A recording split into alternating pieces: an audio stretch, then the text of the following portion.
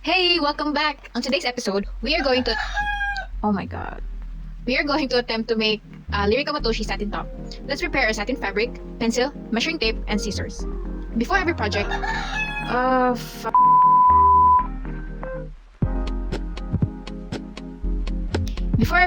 dapat nato i-picture out kung sa atong buhaton. You don't really need to do this part, it's just me showing off my drawing skills nga never dyan nag-improve since elementary pa ko. Anyway, if wala mo idea kung saan oh my god, featuring chicken. If you're not familiar with Lirika Matoshi satin top, this is what I am talking about.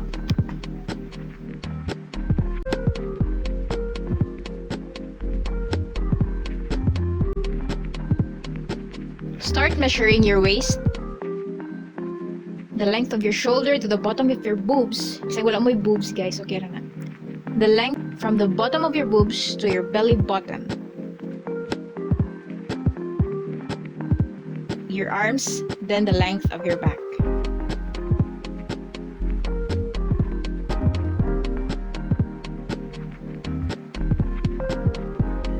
I traced my best fitting shirt onto the paper for reference, then adjusted according to the measurements I took.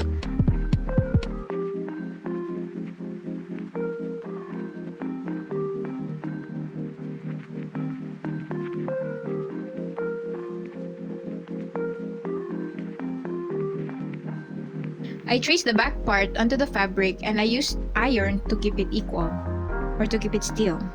Satin fabric is so hard to work on. Naminaw dito ako sa akong mama pero gahay magulo, hala sige.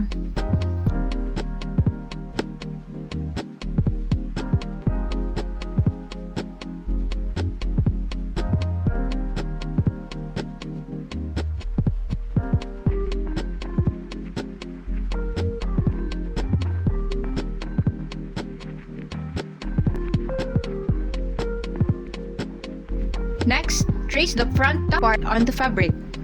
Namaligid ko aning part kay akong gitrace diretso nga isa ra siya ka layer nga fabric, then pag usa na ko tanan palpak jud guys kay klaro kaayo ang mga tinahian na nipis di kaayo siya. So I started all over again. Probaan kay okay basi di kay go akong tela, but luckily I only did one side and still have enough fabric to use. So pro tip, trace it first on a scratch fabric and sew it all together to see if all measurements are good. Then trace it into your final fabric. Or, unlike me, you have mannequin, pin it there before sewing.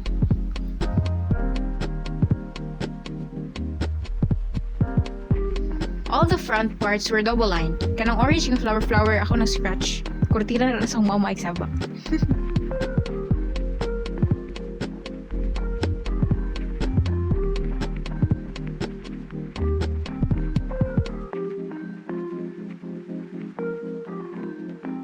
I adjusted my shoulder hole on the sleeve part to make room for the puffed sleeve effect.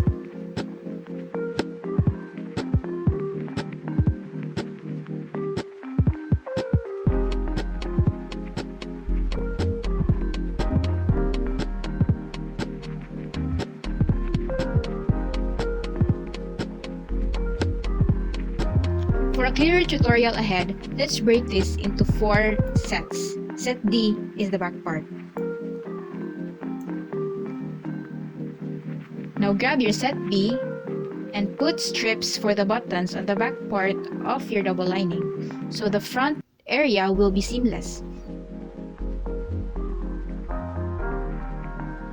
You can do strips of the same fabric, but because I made a mistake a while ago, I'm scarce with fabric, so I used a garter instead and cut it into strips and sew it onto the fabric.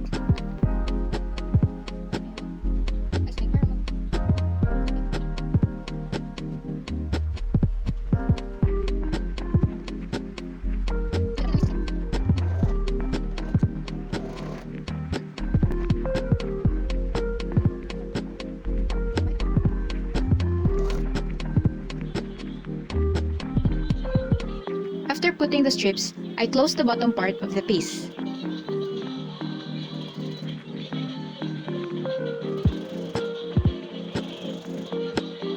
Now take your set A, then create pleats on the bottom and top part.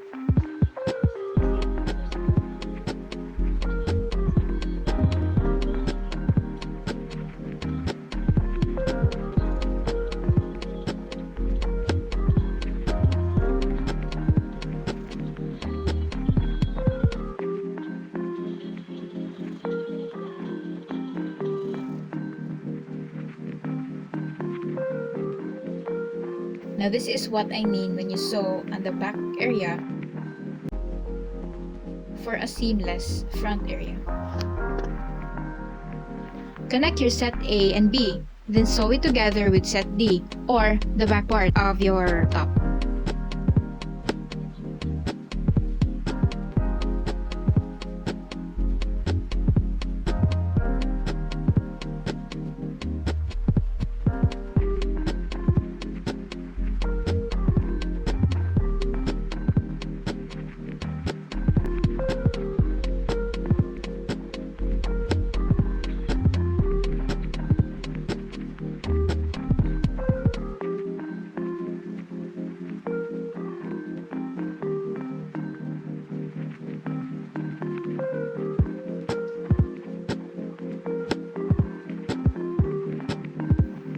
Now pick up your set C and close it by sewing that part, then connect to the main body.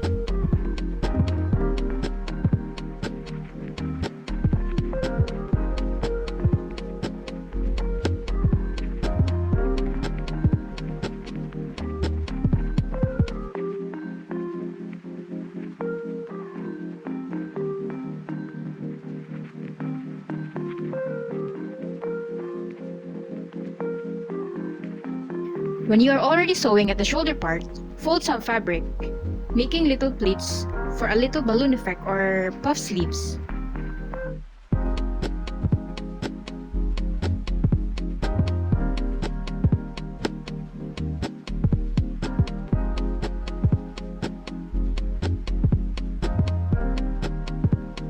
Now, for the cuff part, cut 5 inches by 9 or 10 inches depending on the measurement of your arms.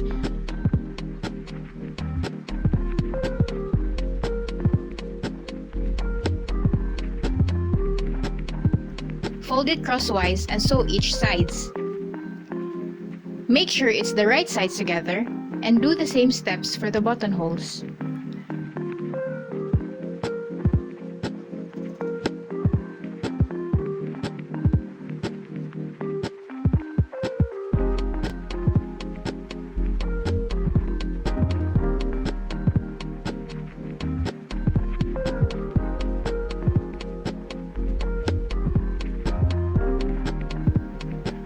Take a garter, same measurement as 9 or 10 inches. Pull the garter while sewing the bottom part of the sleeve and leave a small gap between the garter and the edge so you can connect the cuff later. The cuff should connect at the outer part of the sleeve.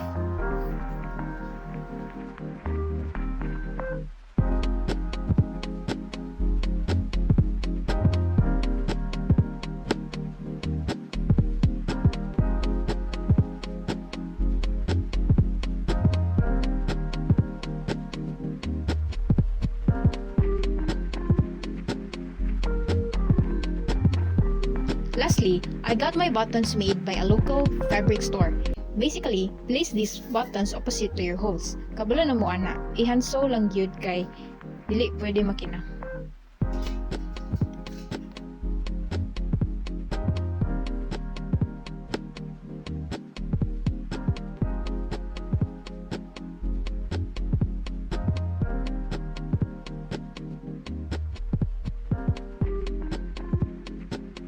So this is the final look. I mean, this is my second time trying to make clothes, but damn, this is so amazing, I swear. It's not perfect, but for a second timer, this is so amazing. If I can do it, you can do it too.